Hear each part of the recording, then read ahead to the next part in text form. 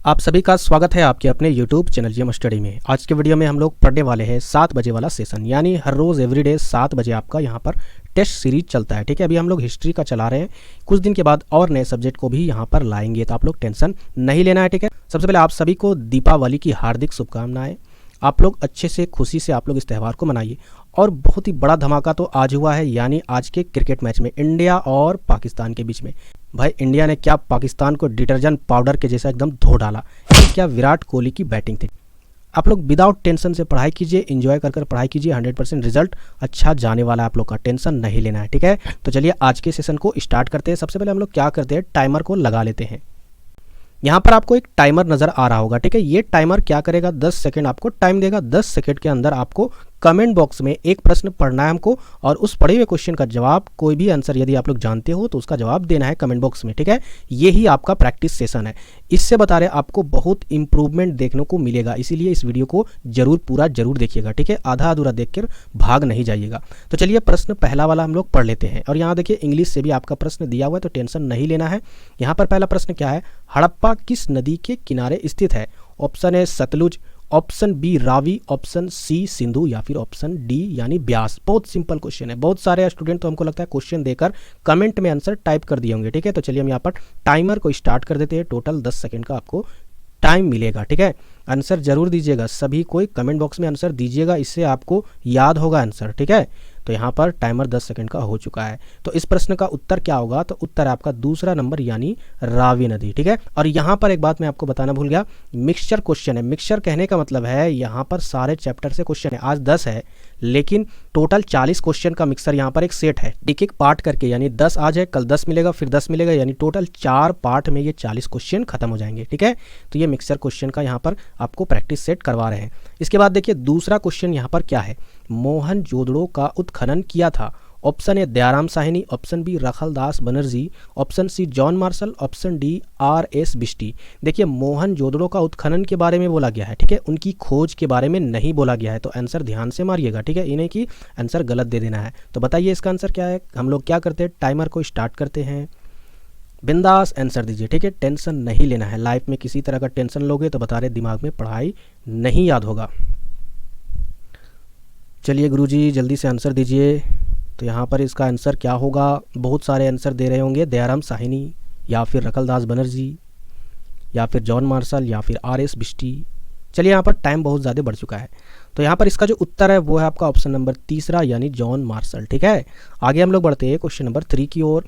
Question number 3 क्या, हड़प्पा सभ्यता में हमें हल के साक्ष्य कहाँ से प्राप्त हुए हैं। Option A Mohenjodaro, option B Harappa, option C Lothal, option D Kalibanga. तो बताइए इसका आंसर क्या होगा, कमेंट बॉक्स में जरूर बताइएगा।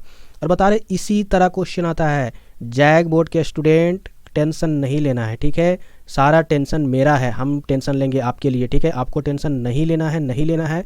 इंजॉय और बिंदास पढ़िए, टेंशन फ्री पढ़िए। ठीक है, तो बताइए इसका आंसर क्या होगा। इतना सिंपल आता है ना जैक बोर्ड पे क्वेश्चन कि आप लोग एग्जाम जब दोगे ना, मेरे साथ जो रेगुलर स्टूडेंट है वो एग्जाम देकर आएंगे और बोलेंगे कि sir please I like you. ठीक है, तो यहाँ पर देखिए क्या है आपका इसका आंसर। टाइमर बहुत ज़्यादा बढ़ चुका है। तो चलिए यहाँ पर जो इसका उत्तर है, क्वेश्चन नंबर तीसरा था ना ये, हाँ क्वेश्चन नंबर तीसरा था, तो इसका जो उत्तर है वो कौन सा ऑप्शन होगा वो ध्यान से देखिए। इसका उत्तर होगा ऑप्शन नंबर 4 यानी कालीबंगा। ठीक है, कालीबंगा में ही हमें क्या मिला था, हल के साक्ष्य प्राप्त हुए थे। आगे 4th नंबर क्वेश्चन में बढ़ते हैं। सिंधु घाटी सभ्यता का सबसे बड़ा शहर कौन सा था। Option A Harappa, option B Mohenjodaro, option C Lothal या फिर ऑप्शन डी कालीबंगा। जल्दी से कमेंट बॉक्स में इसका जवाब जरूर दीजिएगा सारे स्टूडेंट, जल्दी से। तो चलिए यहाँ पर इसका जवाब क्या है, जल्दी से कमेंट बॉक्स में जवाब दीजिए। और किन्हीं को भी लाइफ में किसी तरह का भी प्रॉब्लम हो तो आप भले दूसरे यूट्यूबर के पास कमेंट करते हो, लेकिन उस कमेंट का जवाब नहीं मिलता है, आप हमें कमेंट कीजिए, हमें मैसेज कीजिए। कुछ ज़्यादा प्रॉब्लम है तो आप व्हाट्सअप में भी मैसेज कर सकते हो, सारा प्रॉब्लम हम आपको सॉल्व करके देंगे, टेंशन नहीं लेना। चलिए यहाँ पर टाइमर कुछ ज़्यादा हो चुका है, तो चलिए हम इसको ऑफ करते हैं। तो बताइए इसका आंसर क्या होगा। तो इसका आंसर है आपका मोहनजोदड़ो, यानी ऑप्शन नंबर दूसरा, सिंधु घाटी सभ्यता का सबसे बड़ा शहर यही है। आगे हम लोग बढ़ते हैं क्वेश्चन नंबर 5। क्वेश्चन नंबर 5 है, लोथल कहाँ स्थित है।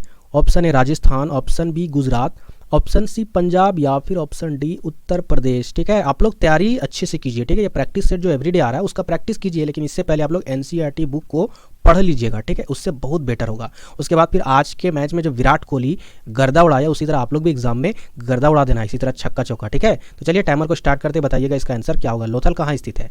ये आपको बताना है वर्तमान में कहाँ स्थित है। बहुत सिंपल क्वेश्चन है और ऐसे ही क्वेश्चन एग्जाम में पूछे जाते हैं। तो प्लीज़ इस सेशन को लाइक ज़रूर कीजिएगा आप सभी।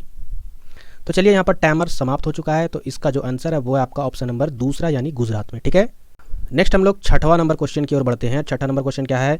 सिंधु घाटी के निवासियों को किस धातु का ज्ञान नहीं था? ऑप्शन ए सोना, ऑप्शन बी चांदी, ऑप्शन सी लोहा, ऑप्शन डी तांबा। ये भी सिंपल क्वेश्चन है, बहुत ही सिंपल। चलिए 10 सेकंड का हम टाइम देते हैं आपको। आंसर आपको लिखना है कमेंट में। सभी को लिखिए प्लीज़ प्लीज़ प्लीज़ प्लीज़, सभी को कमेंट बॉक्स में ज़रूर आंसर लिखिए, आपको बहुत बेनिफिट होगा। तो यहाँ पर इसका उत्तर क्या होगा जल्दी बताइए। लिखना कैसे है? लिखना क्वेश्चन नंबर 6 और उसका उत्तर यदि बी है तो बी डाल देना, या फिर सी होगा तो सी डाल देना, या फिर डी डाल देना। इसी तरह आंसर आपको लिखना है। चलिए भैया जी, आपका यहाँ पर टाइम समाप्त हो चुका है। तो देवियों सज्जनों, यहाँ पर इसका जो सही उत्तर होगा क्वेश्चन नंबर छठवां का, वो है आपका ऑप्शन नंबर तीसरा, यानी लोहा का ज्ञान नहीं था भैया। चलिए नेक्स्ट क्वेश्चन की ओर बढ़ते हैं और ये क्वेश्चन आपका 2 करोड़ रुपये का नहीं है। चलिए यहाँ पर आगे बढ़ते हैं हम लोग क्वेश्चन नंबर 7। क्वेश्चन नंबर 7 आपके स्क्रीन पर नजर आ रहा होगा, ध्यान से देखिए। आप लोग हॉट सीट पर बैठे हो। तो क्वेश्चन क्या है? धौलावीरा का खोज किसने किया? लेकिन आपको इसमें कुछ पैसे नहीं मिलेंगे, ये नहीं कि आपको ये 7 करोड़ का इनाम जीत कर चल जाओगे। ठीक है, यहाँ पर ऑप्शन क्या है? आर.डी. बनर्जी, दूसरा आपका जे.पी. जोशी, तीसरा आपका R.S. बिष्ट, चौथा आपका M.S. वत्स। बताइए इसका उत्तर क्या होगा। आप लोग यदि इसका उत्तर बता देते हो तो हम समझ जाएंगे कि वो स्टूडेंट पढ़ रहा है। ठीक है, धौलावीरा का खोज किसने किया? Option A RD. बनर्जी, या फिर जे.पी. जोशी, R.S. बिष्ट, या फिर M.S. वत्स। बताइए क्या उत्तर होगा। क्वेश्चन नंबर 7, टाइम आपका समाप्त हो रहा है, तो जल्दी से इसका उत्तर बताइए। तो चलिए हम ही बता देते हैं। तो क्वेश्चन नंबर 7 का जो उत्तर है वो आपका ऑप्शन नंबर तीसरा, यानी R.S. बिष्ट, इन्होंने ही धौलावीरा की खोज की थी। ठीक है, आगे हम लोग 8 में बढ़ते हैं।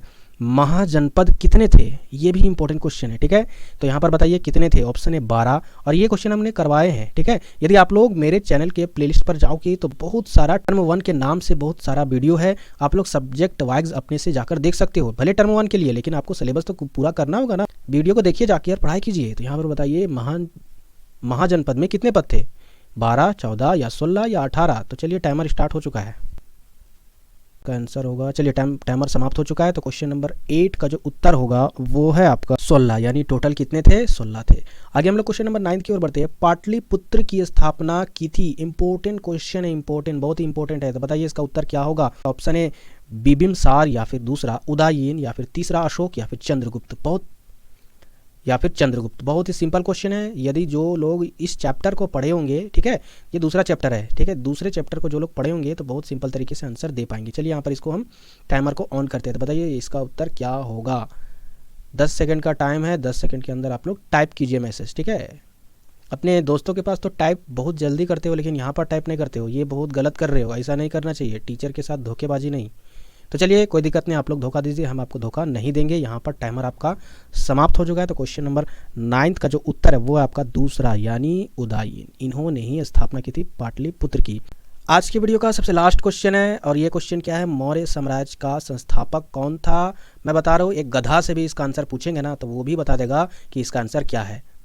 अब आप लोग बोलिएगा कि नहीं सर हम लोग नहीं जानते थे, हम लोग गधा है। देखिए ऐसा बात नहीं है, कहने का मतलब है कि ये मूर्ख से भी मूर्ख स्टूडेंट इस प्रश्न का जवाब जानते हैं, जो लोग पढ़ते हैं हल्का फुल्का भी। यानी इसका उत्तर तो क्या है? अशोक, या फिर बिंदुसार, या फिर महेंद्र, या फिर चंद्रगुप्त मौर्य। तो बताइए इसका उत्तर क्या होगा। कमेंट बॉक्स में ज़रूर कमेंट कीजिए इसका। तो यहाँ पर आपका 10 सेकंड समाप्त हो जा रहा है। यहाँ पर देखिए ये खत्म हो गया आपका टाइमर। तो इसका उत्तर क्या होगा क्वेश्चन नंबर 10 का? तो ये है आपका चंद्रगुप्त मौर्य। ठीक है, चंद्रगुप्त मौर्य ही ने मौर्य साम्राज्य की स्थापना की थी। आपको कमेंट बॉक्स में इसका भी उत्तर लिखना है कि चंद्रगुप्त मौर्य के जो पौत्र थे, पौत्र मतलब जानते हो ना, यानी पोता, उनका नाम क्या था। ये जो पौत्र था उसका शादी किस लड़की के साथ हुई थी, उस लड़की का भी नाम आपको बताना है। ठीक है, कमेंट बॉक्स में देखते हैं कि कौन स्टूडेंट इसका जवाब देते हैं। आज का सेशन आपको कैसा लगा कमेंट बॉक्स में भी ये भी लिखिएगा जरूर। और साथ ही साथ जो भी नए व्यूअर है आप लोग जुड़ जाइए इस चैनल से। अभी तो दिवाली ऑफर चल रहा है, धमाका होना बाकी है इस चैनल में। ठीक है, आज के वीडियो में इतना ही। तब तक के लिए जय हिंद, जय झारखंड।